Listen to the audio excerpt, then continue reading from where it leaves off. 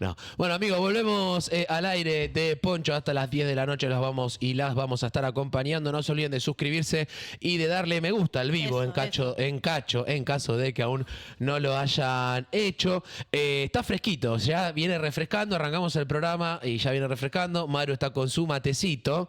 Muy bello. ¿Vos sabés que en algún momento lo prohibieron el mate? Hablando de vagos, porque fomentaba la vagancia. Sí, Sí. ¿no era en Capital Un Federal? dato. No, hace mucho. O sea, en la época de la colonia, digamos, que Ok. existía eso. ¿Tenías ese dato, Fernando, de que se había prohibido el mate en una No. época? Porque fomentaba la vagancia. Era como una ley medio como antigaucho. Hay que producir, hay que producir. ¿Cómo anda? Fernando Signorini, señoras y señores. Un fuerte aplauso para él, por favor, les quiero pedir. Acabo de desconectar mi micrófono. No, ahí está. Fernando Signorini es formador, fue el preparador físico del seleccionado argentino de fútbol en el Mundial de Sudáfrica 2010, aquel mítico mundial que tuvo a Diego Armando Maradona como su director técnico. Él también fue entrenador, preparador físico personal del Diego, y también viviendo allí, conoció en Barcelona a Suso Luis Menotti y a Diego Armando Maradona justamente en esa circunstancia se transformó en su entrenador personal. ¿Cuántos años fuiste entrenador personal del Diego, Fernando? Y con algunas interrupciones debido a su suspensión, un poco más de 10 años. Mirá vos, mirá vos. Recién hablábamos fuera del aire que no tenés club de fútbol, o al menos en algún momento de tu vida dejaste de tenerlo. ¿Por qué? ¿Qué pasó? Y es igual, no tengo tampoco religión, no tengo, nacionalismo que defender, no tengo Ajá. clubes porque lo pensé por mí mismo. Porque cuando uno es hincha, y eso deriva después no solamente en ser hincha, sino casi en ser fanático de un equipo, es como que se cierra la posibilidad a poder admirar, qué sé yo, los grandes jugadores de otros equipos. A mí me pasó que estando en Lincoln, en mi primer conjunto que dirigí en Rivadavia de Lincoln, en una semifinal grité un gol del equipo contrario porque había sido un golazo. Entonces hasta los dirigentes me retaron. Pero si fue un golazo, digo, ¿cómo no vas a...? ¿No? Me ha pasado. ¿Qué estás haciendo, Fernando? Me ha pasado y me decían, ¿qué haces? Es que reconozco el fútbol en general, que a veces... Claro, pero también pasa, por ejemplo, con ese tan publicitado sentido de pertenencia, ¿no? De los cuales el nacionalismo es uno de ellos. Y el nacionalismo ha producido en el mundo decenas de millones de muertos, no por esa estupidez que si soy de uno tengo que ver al otro. Yo no he conocido, pero he pisado más de 40 países y he descubierto que mi lugar en el mundo es el mundo. Yo soy argentino, no elegí serlo, ustedes tampoco. No, es cierto. Estoy contenta. Entonces, si mis antepasados y los de ustedes, porque acá no hay ningún hijo de pueblos originarios, se hubieran quedado en su lugar de origen, no serían argentinos, serían, qué sé yo, españoles, franceses, italianos. Claro. Y yo creo que es un paso hacia el humanismo que hay que tener de una vez por todas entre todos, ¿no? Che, Fernando, ahí un poco decías, ¿no? Que tu lugar es el mundo. Ahí había alguien preguntado en el chat. ¿Entonces sos ateo o crees en todo? Yo creo en todo, menos en Dios. Ok, interesante, Me gusta. interesante. Amigos y amigas, estamos hablando con Fernando Signorini, una leyenda del deporte argentino. ¿Cómo llegaste a conocer a Diego Armando Maradona? ¿Y cuál fue tu primera impresión cuando lo viste? No, yo lo vi la primera vez que supe de Diego, él tendría 12 años y yo estaba escuchando en Lincoln, de donde soy oriundo, la radio, porque entonces los partidos no se transmitían por televisión. En esa época no había televisión en Lincoln tampoco. Y José María Muñoz le preguntó a uno de sus asistentes, a Dante Sabatarelli, ¿quién es ese chico que está haciendo esas maravillas? En el entretiempo de un partido que transmitía Muñoz, que seguramente era un equipo grande del fútbol argentino contra Argentino Junior. Y Diego en ese entonces, en los entretiempos, hacía jueguitos, hacía todas esas cosas de circo, ¿no? Y entonces Sabatarelli le pidió unos minutos, Muñoz, y al rato vino y dice, el chico se llama Diego Armando Maradona, y me quedó por lo musical, o porque a lo mejor ya era una predestinación. Y después la primera vez que lo vi fue en directo, digamos, en cancha de River, Argentina-Rusia, antes del Mundial 82, en los días previos a que comenzara la guerra de Malvinas. Cuando recuerdo todavía que toda la hinchada gritaba, viste, como si la guerra fuera un paseo. si los ingleses vienen con la flota, los argentinos lo vamos a hacer pelota. Y yo decía, estos están todos locos, no saben lo que es una guerra y sus horrores. Claro. Y después, bueno, decidí viajar a Europa para ver cómo era ese misterio del fútbol europeo del que tanto se hablaba y poco se sabía en Argentina, y sobre todo porque se había hecho cargo César Luis Menotti del Barcelona. ¿Vos ya tenías relación con César? No, ninguna, antes? no, pero había sido el tipo que más me había convencido por su propuesta de juego, pero además por la concepción ética que tenía del hecho deportivo, cuando decía que el fútbol tenía que ser una maravillosa excusa para ser feliz, que ganar era importante, pero eran más importantes los medios que se utilizaban para lograr los fines.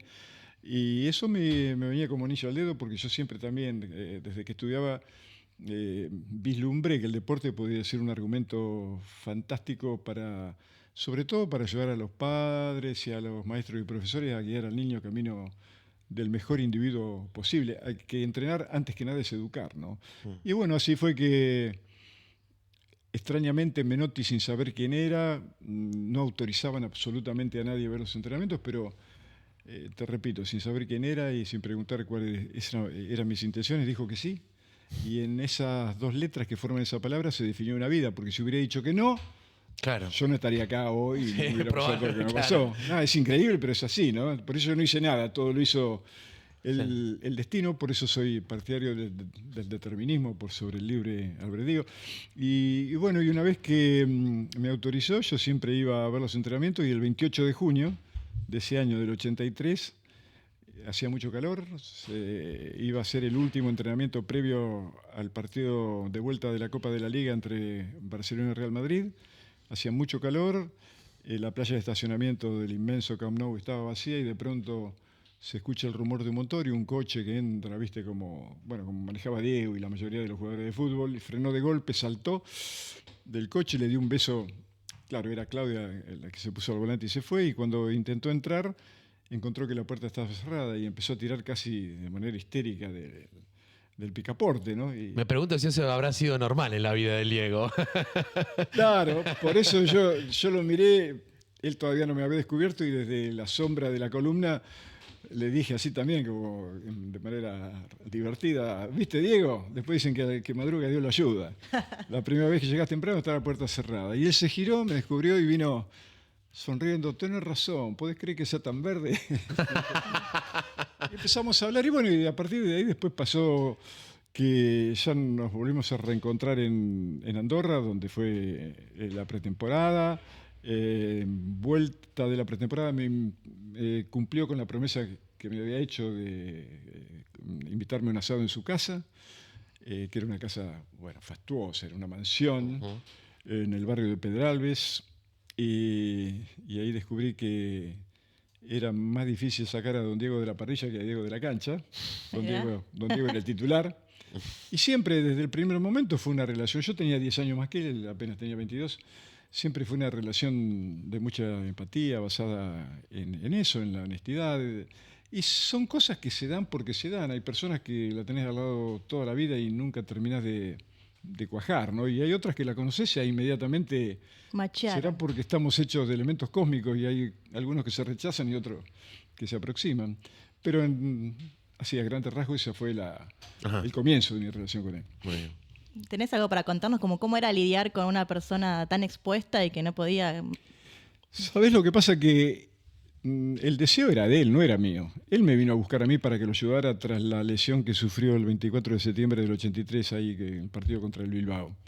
Así que el que tenía que ir a la cancha y arriesgar era él. Yo me quedaba muy cómodamente en la platea. Así que yo nunca tuve, al contrario de lo que dicen muchos, viste que aseguró, no, bueno, a Diego era muy difícil decirle que no. ¿Cómo era muy difícil que no? Decirle que no. Cuando era no, y como a cualquier amigo, ¿no? ¿Te pasó de tener que decirle que no al Diego? Sí, mucho, pero infinidad de veces. Pero como cualquier amigo, te repito, porque de mis amigos él simplemente tenía de especial que era el que mejor jugaba al fútbol y el más famoso. Yo tengo amigos que juegan mejor a la bocha, al tenis, al ping-pong. ¿Y cómo reaccionaba Diego Armando Maradona cuando se da cuenta que lo tratabas con total firmeza como uno más? No, yo creo que eso fue más que nada lo que hizo que él creciera en mí, porque en definitiva los demás era como que tenía mucho cuidado. A lo mejor tenían miedo que si le decían que no, le dijera, bueno, mandate a mudar. Claro. Pero yo tenía otra misión porque él además me había descargado en mí esa responsabilidad que lo cuidara. Era un nene y por más que él fuera o jugara muy bien al fútbol, yo tenía en ese sentido o teníamos diferencias notables porque yo había tenido la suerte de que mi familia le hubiera permitido estudiar, leer, y bueno, y ese es un potencial que el jugador de fútbol, sobre todo, prácticamente tiene prohibido, porque no te olvides que salen de barrios muy alejados de todas posibilidades. La mayoría de los chicos cuando viven en esos lugares no solamente son ignorados, sino que son despreciados, ¿no? Porque son negritos villeros. Después sí, si traen algún título, lo invitan al salón de la Casa de Gobierno o a las mansiones de Igual al hipódromo nunca entran. Y al Jockey Club tampoco. Ah, por eso te digo. ¿No? Claro, salvo que después se transformen en famosos. Entonces sí, entran al hipódromo, al Jockey Club, a todo, porque la hipocresía y la instrumentalización que se hace de ellos es así. Pero como yo ya tenía 10 años de experiencia también en el mundo del fútbol, trabajando está bien en el fútbol de interior, pero el jugador es prácticamente igual en todas partes del mundo. Lo que cambia es el contexto, es el decorado, ¿no? En Rivadavia entraban con cancha llena 4.000 espectadores y en el NUCAM entraban 110.000, no tiene nada que ver una cosa con la otra, pero el jugador en sí, en los 105 por 68 de la cancha, no hay diferencia. Hay un común denominador, ya te dejo, Maru, perdón, pero tengo muchas preguntas mientras va tirando el profe Signorini, va tirando puntas, entonces se me van ocurriendo preguntas también. Vos decís que todos los jugadores, a ver si te entendí bien, vos decís que todos o la gran mayoría de los jugadores de fútbol de todo el mundo están atravesados por un factor común denominador que es que eran pobres. Sobre todo los de América Latina y el África, ¿no? En Europa hay otras condiciones, desde pequeños, claro. Pero acá no te olvides que la misma ex gobernadora de la provincia de Buenos Aires, la señora María Eugenia Vidal, dijo ante la opulenta mesa de la sociedad rural, ¿para qué vamos a hacer universidades si los pobres no llegan? No entendió nada la señora, ¿no? Porque si no entiende que la política tiene que ser transformadora de una realidad social que es muy preocupante y en algunos casos espantosa, si no sirve para eso, no sirve para nada. Claro. Y estos chicos son víctimas de eso. Después, claro, no te olvides que por uno que llega son miles y miles y miles que quedan en el ostracismo total porque no les importan a nadie. ¿Vos te crees que si Carlitos Tevez no hubiera sido un gran jugador de fútbol, a Mauricio Macri se le hubiera ocurrido ayudarlo y invitarlo a su... No, lo hubiera despreciado porque él también era un negrito, como sabemos que dicen de manera despectiva, peyorativa. Claro. Lo mismo hubiera ocurrido con Juan Román Riquelme, con el Kun Agüero, con el mismo Diego y con cientos de chicos, no solamente en Buenos Aires, en todo el país. La mayoría sale de esos lugares, no salen de los barrios opulentos. Desde ahí salen, por ejemplo, jugadores de polo, pero como decía Diego, no, yo de polo no, porque si en Fiorito había un caballo, no lo comíamos porque te daba hambre. Claro, es así. Es así. No, pero seguí, bueno, tranquilo. Ok, no, está bien, porque capaz que tenías algo para preguntarle de repente, porque estabas acá al lado mío. Estamos en vivo y en directo, amigos y amigas, con Fernando Signorini, el preparador físico personal durante muchos años, Diego Armando Maradona. También formó parte del equipo, del equipo técnico que fue al Mundial de Sudáfrica. ¿Fue tu único Mundial el de Sudáfrica, sí, formando parte de un equipo técnico? Sí, el cuerpo técnico a nivel selección, sí. ¿Cómo fue esa experiencia, Fernando? Fue la mejor. Yo elijo ese mundial por sobre los otros tres en los que estuve. Inclusive en el 86, Argentina salió campeón, 90 y 94. Pero yo elijo el de Sudáfrica porque se dieron condiciones muy particulares. El hecho de que estuviera también un tal Leo Messi, que juega bastante bien. Creo. ¿No? Y otros chicos, era un equipo muy joven de edad, la mayoría. El mundial de esos pibes seguramente iba a ser el próximo, el de Brasil. Que efectivamente lo fue. Y lo fue y se perdió por el canto de la uña, ¿no? Total. El último partido que se tenía que ver. Bueno, pero yo la pasé fenomenal, fueron 43 días maravillosos. Además en un lugar como, qué sé yo, Sudáfrica, era la primera vez, y todo el misterio que tiene ese continente, claro. Sí, fue realmente maravilloso. Yo lo disfruté como ningún otro, ¿no? Tengo una pregunta para hacerte que me hizo un amigo cuando le conté que venías y me dijo, pregúntale, sin elegir entre Maradona y Messi, ¿vos qué crees que los hace distintos? El carácter. El carácter porque uno desde siempre, desde muy chiquitito, fue rebelde fue indócil para el poder, siempre trató de oponerse ante las injusticias que el poder tiene para con ellos, porque ellos saben, o Diego sabía, que a él lo estaban usando, pero en el fondo también sentía eso de que él era sapo de otro pozo, de que no tenía nada que ver con la opulencia, con el nivel de vida que manejan estos tipos. Y entonces, por eso era irreverente, los ridiculizaba y por eso también pagó. Leo yo creo que entendió perfectamente porque fue una generación posterior y sabe y supo, él y sus compañeros y los jugadores de hoy, que el serrucho sigue afilado y a ellos les pueden también cortar las piernas. Entonces hay como un mandato a partir de los caprichos de la dirigencia que hace que ellos prefieran callarse la boca. Eso te iba a que preguntar. no se ¿Por qué comprometan. crees que no se comprometen políticamente hoy en día? Precisamente por eso. Por eso ninguno fue capaz de decir nada acerca de los casi 15.000 víctimas mortales en la construcción de los estadios en Qatar.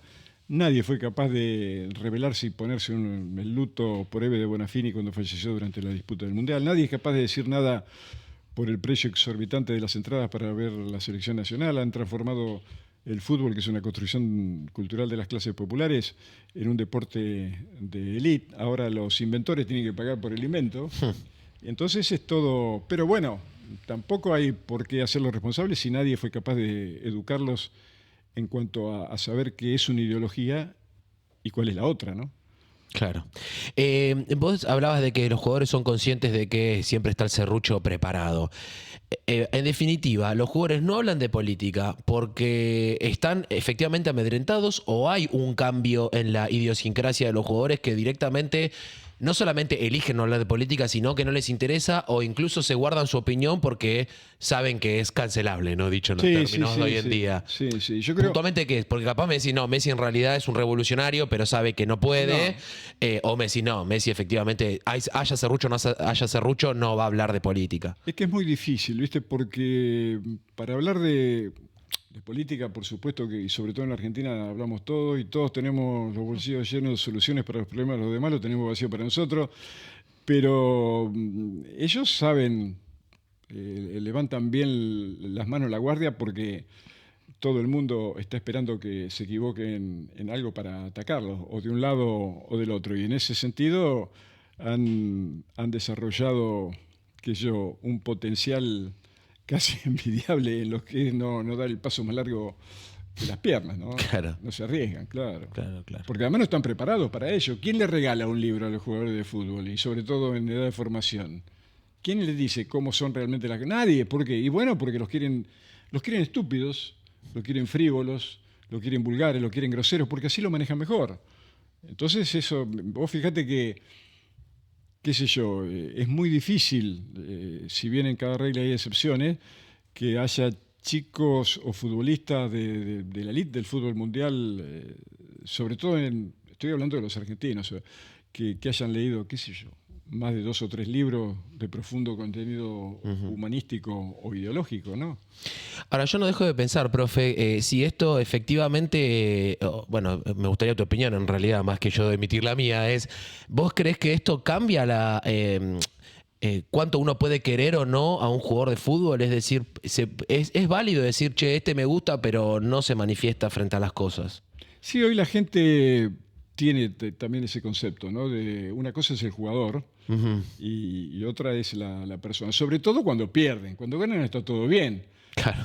Acordate de que cuando Messi y sus compañeros no ganaban nada, bueno, a él lo trataban de pecho frío, sí, de que no cantaba el himno, de que no era el líder que todos esperaban.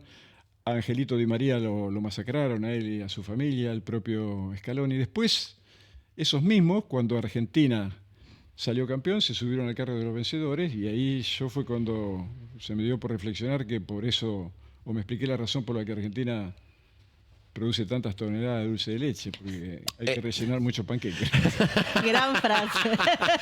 La vimos en la nota, nos pareció excelente. De hecho, la resalté y la mandé al grupo donde estábamos produciendo el programa. Me pareció muy, pero muy buena.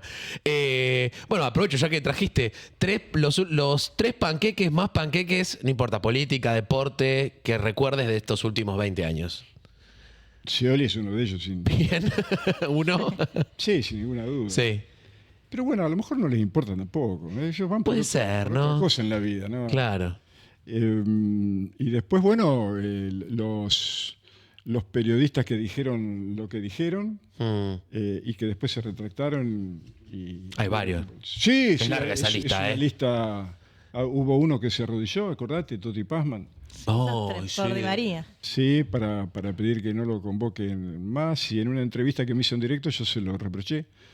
Y él no, me dijo, pero ¿cómo? Yo le pedí perdón. ¿Y por qué le tenés que pedir perdón? ¿Por qué no lo pensás antes? Porque no sabés que, primero, los jugadores, por más que se equivoquen, siempre tratan de hacer las cosas de la mejor manera, ¿no? Y en segundo lugar, detrás del jugador, tenés cuidado, porque hay una familia, hay amigos. ¿Y por qué lo vas a criticar? ¿Que vos jugaste alguna vez a ese nivel?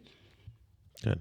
Entonces todo el mundo se cree con derecho a ofender a cualquiera. Entonces, adelante mío, al menos que tengan cuidado, porque yo soy más o menos alto, rubio y de ojos celeste, pero presidí un negrito villero para darme una vida.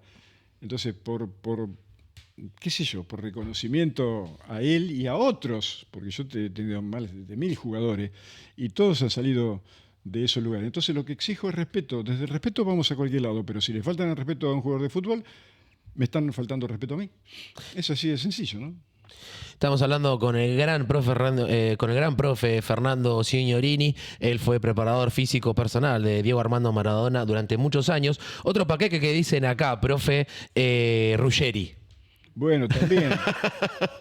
Sí, que podría andar, ¿no? Pero más que eso es que no sé, lo han hecho ¿Qué perder. le pasó? ¿Qué le pasó, ¿Qué le no? pasó en el camino? ¿No? Un día dijo que estos negros que vienen, me cortan la ruta y yo vengo la 4x4. Le digo, pero Oscar, tu papá era camionero, con todo el respeto que Claro. me yo he tenido grandes amigos camioneros que me ayudaron también a ser quien soy en la vida porque eran empleados de mi ¿Y padre. qué te decía Ruggeri cuando Y bueno, por eso eso? Decía, nada, ¿qué importa? Mi papá trabajaba, te decía, no sé. ¿Qué tiene que ver? Y los No, tipos no también conectan. trabajan. Lo que pasa No que conectan. claro, que yo creo que también a él le faltó en su momento que le acercaran algún libro, no digo la dialéctica del amo y del esclavo, que sería muy elevado, pero Ok. algún libro de Galeano. Un resumen.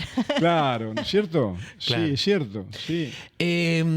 Nosotros tenemos, bueno, yo en el 2010 tenía 13 años. 14 años tenía, 14, gracias Facu, 13 para 14. Gracias, él es el que me trae mis datos. Sos Diego Rodríguez, estás en Morón, estamos haciendo un streaming. Yo viví ese mundial de una manera realmente muy apasionada. Creo que fue el mundial que más sufrí con esa paliza terrible que nos comimos contra Alemania. Como lloré, yo también lloré. Pero lo que me... Sí, terrible. Lloré mucho. Pero lo que me fue pasando con el correr de los años es reencontrarme con las imágenes del Diego, compararla con otros años y quizás solo compararlo en términos de aura, ¿no? De Sí. plenitud, quizás solamente con la noche del 10. ¿Fue el mejor Diego, el Diego de Sudáfrica 2010? En espíritu, me refiero a él como persona, como disfrutando. Lo que pasa es que haber llegado a dirigir la selección argentina, yo creo que él se sentiría Napoleón antes de la gran batalla. Claro, vos habiendo estado con él, o sea, ¿cómo Claro. lo vivía? ¿Qué? No, lo vivía para él el día era demasiado corto porque lo disfrutaba, creo que se pasaba la lengua por los labios como si estuviera delante de un tarro de dulce de leche, ¿no? Además tenía una muy buena conexión. Yo recuerdo su primer charla técnica que fue en el partido amistoso ante Escocia en Glasgow y cuando entró a la sala donde estaban los jugadores yo estaba a espaldas de él y de frente a los chicos y él empezó a hablar con todo ese carisma que tenía. Y de pronto lo miro a Carlitos Tevez y a Javier Mascherano que se le caían las lágrimas. Ah, Sí, una cosa brutal. Y él lo disfrutaba. Recuerdo esa noche en la cancha de River, que están las imágenes cuando Argentina hace el segundo gol, Martín Palermo, ante Perú. Y él se tiró en plancha en el bar, como un chico de 8 años, ¿viste? Disfrutando como nunca. Porque era así, él le dejaba le dejaba lugar a las pasiones para que lo hicieran pedazo, ¿no? Bueno, así le fue después. Sí. Apasionado. Te quiero hacer una Me pregunta que hiciste está llorar, haciendo... profe, basta, por favor. Te quiero hacer una pregunta que está haciendo el chat. ¿Qué opinás del presente de Boca y de la dirigencia de Riquelme? Lo que pasa es que yo con Román, yo no, sinceramente, yo estuve con él 2 meses en Barcelona.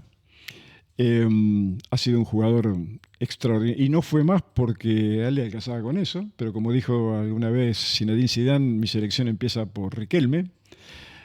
Pero después, claro, hay que prepararse para esto y sobre todo en un país tan apasionado y apasionante como Argentina y en un equipo como Boca, ¿no? Yo creo que, no sé, tendría que abrir un poco los brazos y permitir a todos aquellos que sinceramente lo quieren ayudar, Claro. que lo quieren abrazar, que lo hagan. Pero bueno, él tiene su manera de ser y seguramente se va a quemar en su propio fuego, no va a renunciar a nada. Después uno puede decir que esté bien o mal. A mí, sinceramente, son otros los problemas que yo vislumbro en el fútbol, ¿no? Y sobre todo es la instrumentalización que está haciendo el poder de todos ellos. No te olvides que hay muchos que están festejando, están a los altos, están tan alegres de que Boca haya perdido, porque es una lucha despiadada contra él. Y ya sabemos de quién estamos hablando. Ahora, en términos de crítica, si estuviera delante de él le diría todo lo que le tengo que decir, pero públicamente me lo guardo Está muy bien. todo para mí. Perfecto. Bueno, te llevo nuevamente al Diego. ¿Cómo estás viviendo el juicio por su muerte? ¿Sabes que hoy me enteré que creo que Burlando y no sé quién, el esposo de Verónica, pidieron la suspensión hasta el martes que viene y hay posibilidades de que, según escuché... Estaba grabando, porque estaban grabando... Sí, parece que quieren volver todo a foja cero y empezar todo de nuevo. Yo lo que vi es que apareció una persona en el juicio con una cámara escondida grabando todo el juicio, lo que no estaba establecido. Entonces por eso estaban agarrando como para empezar de nuevo. Sí, Claro, porque si aparentemente Fernando, lo que había ocurrido es que se corrió la bola de que se estaba empezando a producir un documental, Claro. y que eso lo que haría, lógicamente, dentro de un proceso penal, es perturbar o contaminar el proceso, ¿no? El justo juicio. Entonces, por eso está en una situación complicada el juicio. Pero bueno, más allá de eso, ¿cómo estás viviéndolo vos personalmente, habiendo tenido una imagen tan cercana del Diego? Una de vida manera tan... muy tangencial, porque primero que no conozco absolutamente a nadie de su último entorno. Pero en segundo lugar, digo, era la gente que Diego quería que estuviera con él. Ahora, si se equivocaron, para eso está la justicia. No soy yo quién, porque si no caigo en ese típico argentinismo de condenar o de absolver. Pero estas decisiones o estas medidas no se pueden tomar desde la emocionalidad, porque si es por la emoción, yo los condeno a todos y a cadena perpetua. Hay que usar la razón, para eso está la justicia y están los especialistas en verificar si realmente, si hubo culpas, si hubo responsabilidades, bueno, que se los condene con todo el peso de la ley. Pero digo, ¿y si hay alguno culpable? ¿Cómo hace para reinsertarse en esta sociedad cuando ya lo hicieron? Todo el mundo lo condenó. Entonces yo prefiero en ese sentido manejarme con mucha prudencia, con respeto fundamentalmente por todos los mecanismos que tiene el Estado para aplicar la justicia de la manera en que crean ellos que es más conveniente, ¿no? Claro. Estamos hablando con Fernando Signorini, amigos y amigas. Son las 9:05 de la noche. Estamos teniendo una charla interesantísima. Hablabas, bueno, decías, ¿no?, que Diego tomó sus decisiones. También en algún momento hablaste de su consumo de drogas y todo el vínculo que tenía ahí con eso. No puedo evitar sentir que hay un puente, ¿no?, entre esto que decías de que Diego fue tomando sus decisiones y siempre fue una persona de voluntad. ¿Por qué siempre hay tanta gente interesada en decir que Diego en realidad no hacía a voluntad propia, sino que es víctima de su contexto o es víctima de lo que le tocó vivir? ¿Qué opinión tenés respecto a cuál era el límite de la voluntad de Diego, si efectivamente había uno, digamos? Bueno, él mismo era alguien que no conocía ni respetaba los límites, ¿no? Salvo que se le ocurriera muy de vez en cuando aceptarlo. Sí, pero no, yo creo que, mira, a mí me gusta bastante leer y escuchar temas sobre filosofía y, por ejemplo, Friedrich Nietzsche habla del hombre en absoluta libertad. Eso llevó a Freud a escribir El malestar de la cultura, ¿no? La cultura es la que te pone límites, porque si no fuera así seríamos todos salvajes, animales. Dice que el primer instinto que el hombre tiene que reprimir es precisamente el instinto sexual. Y Diego yo creo que de alguna manera es el hombre que Nietzsche, o con el que Nietzsche hubiera salido de juerga, como dicen los españoles, porque era el hombre libre que en la vida dionisíaca, mirá, hay una parábola de Odiseo que dos filósofos del iluminismo rescatan, que es cuando Ulises va a volver a reencontrarse con Penélope en Ítaca. La diosa Circe le dice que van a pasar por un lugar donde hay sirenas y que todo ese encanto de la sirena, si no le tapa a los remeros los oídos con cera, no van a llegar nunca a Ítaca y nunca se va a reencontrar en los brazos de Penélope. Entonces él le hace caso y le tapa a todos los remeros los oídos, pero él no se los tapa, pero se hace atar al palo, al mástil de la nave, porque él quiere saber a ver si es para tanto lo que... Y sí, se quiere... Pero no puede romper las ligaduras y llega a Penélope. Bueno, yo digo que en el mismo viaje, Diego dijo, no, que yo no le tapo los oídos a nadie, a mí no me meten en ningún palo. Y yo me tiro de cabeza y que las sirenas me hagan pedazo, porque es la vida que quería vivir, ¿no? Y tenía todo el derecho de hacerlo porque además es una sola, al menos salvo prueba en contraria que todavía ninguno ha presentado. No ha acontecido. Claro, pero yo creo que sí, él, como decíamos de Román, él también se quemó en su propio fuego y a partir de ahí yo, o antes también leyendo bastante las ideas de un tal Jorge Luis Borges, yo decidí ser partidario del determinismo por sobre el libre albedrío, ¿no? Todo lo que te va a pasar, todo, a vos, a todos nos va a pasar. Y lo que no nos va Ya a pasar... está escrito. No nos va a pasar aunque nos caigamos, por ejemplo, como cuando pasó en esto de la mayor aventura que se conoce de los seres humanos, que es la caída del avión de los uruguayos, Sí. con 30 bajo cero, que después practicaron antropofagia y se salvaron. 16 hubo que se salvaron. Y bueno, porque no les tenía que pasar. Y otros rebanan con una cáscara de banana en la calle y... qué sé yo, la vida es así de misteriosa, ¿no? Vamos a hablar un poquito, tenemos un poquito de actualidad. Tenés frío, te veo con un poco de frío, te pedimos disculpas. Ya. No, estoy bien. No, estoy está bien, bancada dentro de todo. frío. Claro, no me va a decir en vivo si tengo frío, flaco. No, yo sí tengo frío, lo digo en vivo.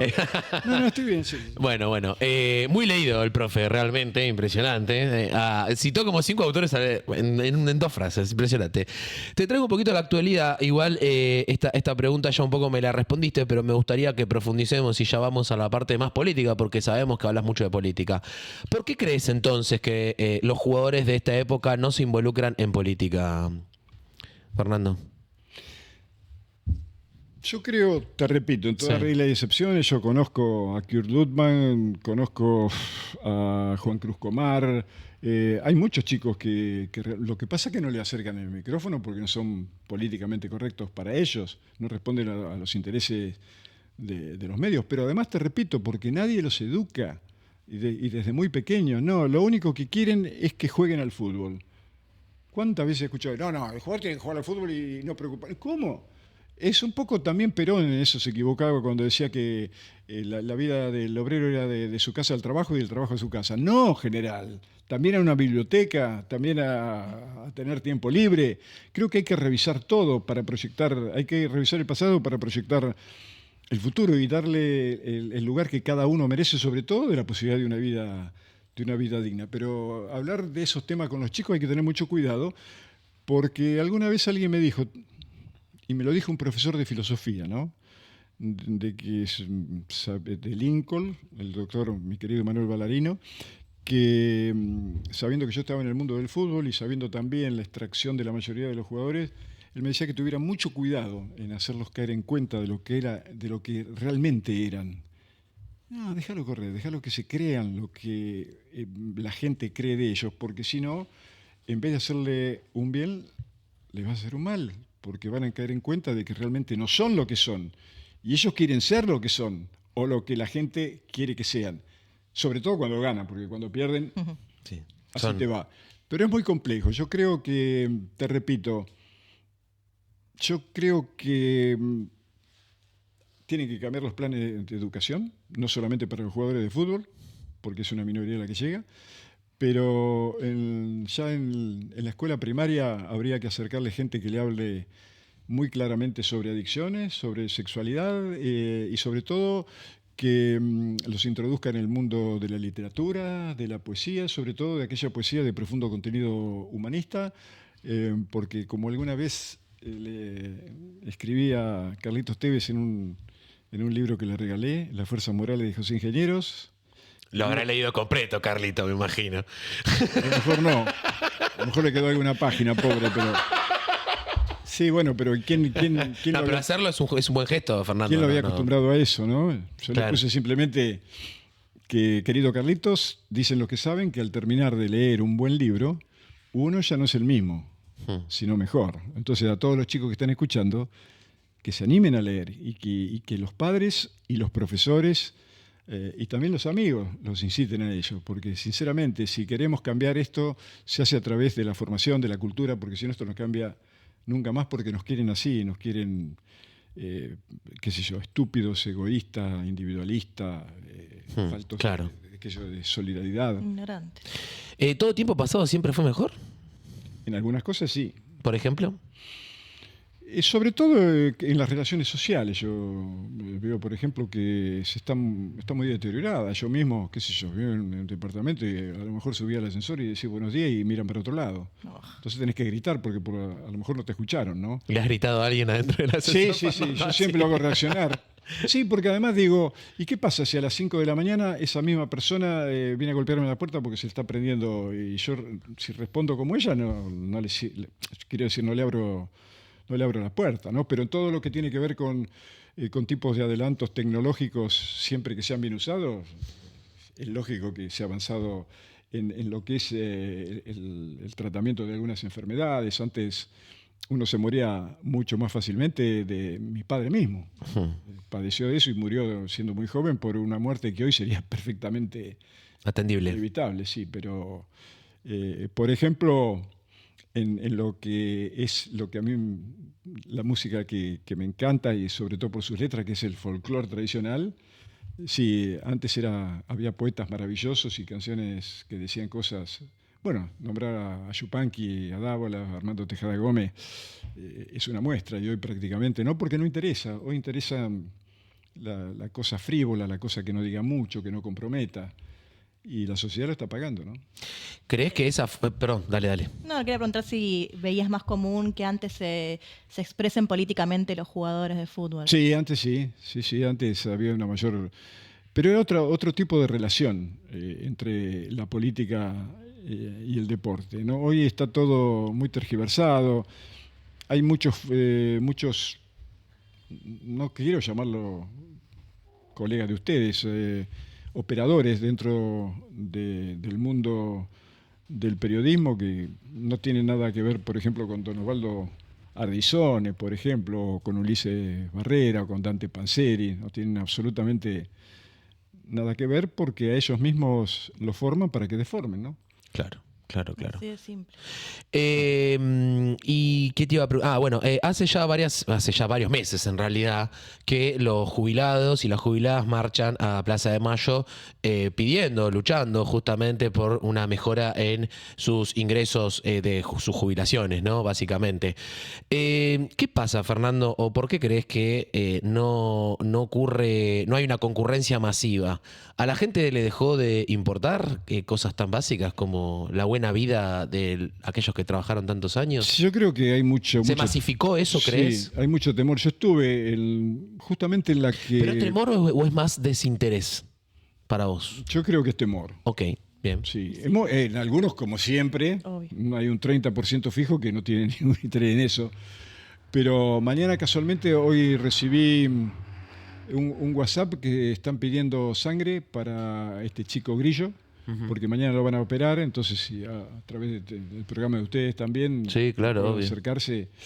Y estuve ese día cuando él lo atacaron y yo mismo tuve que refugiarme en una confitería que era brutal, estaba la abierta, sí, represión. ahí en Entre Ríos y Sarmiento creo que era, y me metí porque venían con... Yo le miraba los ojos a los motociclistas, ¿no? De la señora, esta que comanda, y yo digo, pero estos tipos están, no sé si drogados, pero están incentivados porque no puede ser Las dos cosas. la violencia misma que se notaba en ellos, ¿no?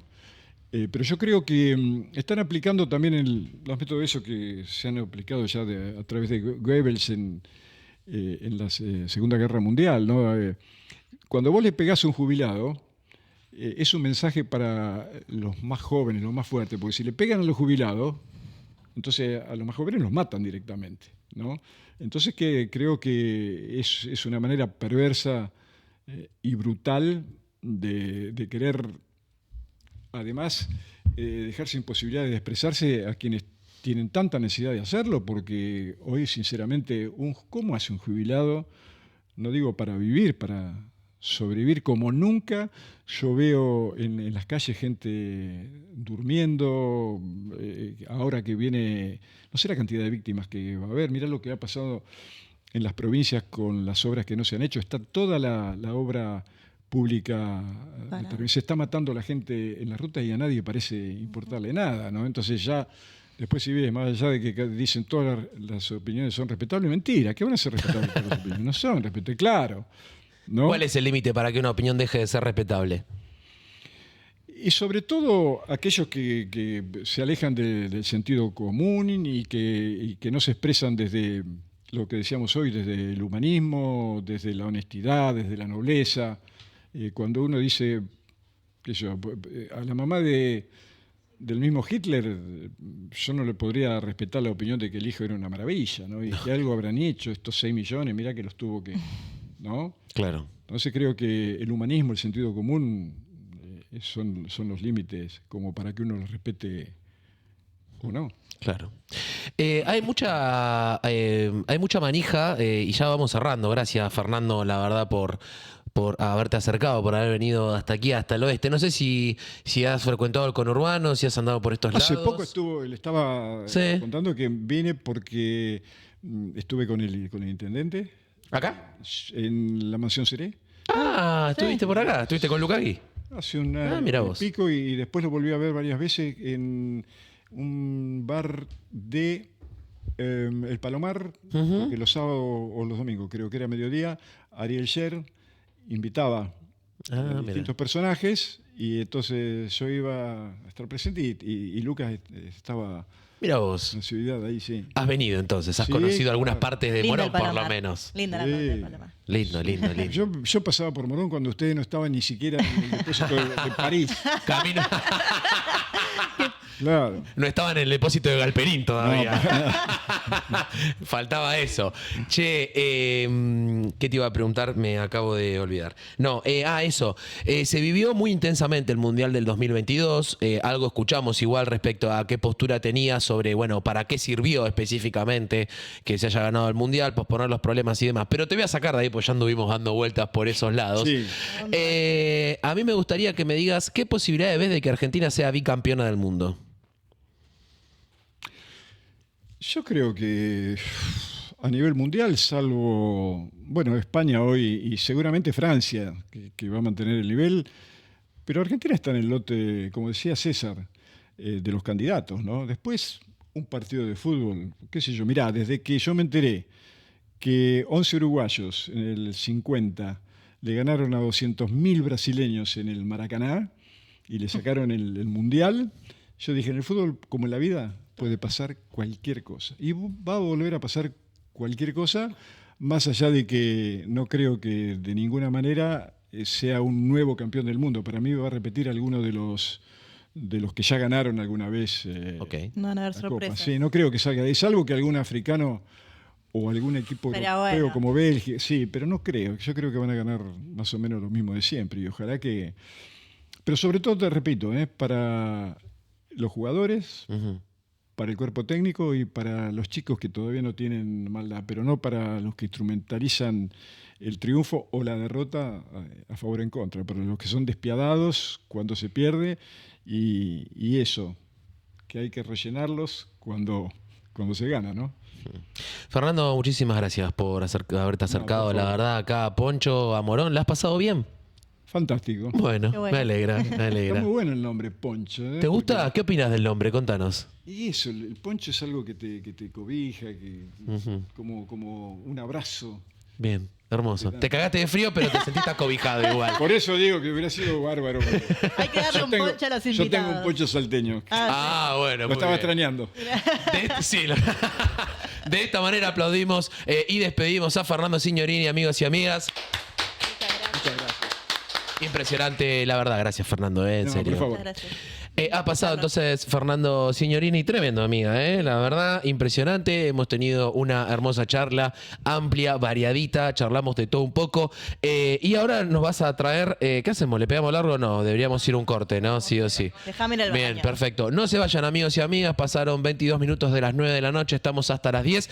Queda muchísimo poncho por delante todavía, así que a no desesperar, ya continuamos, ya venimos, ya.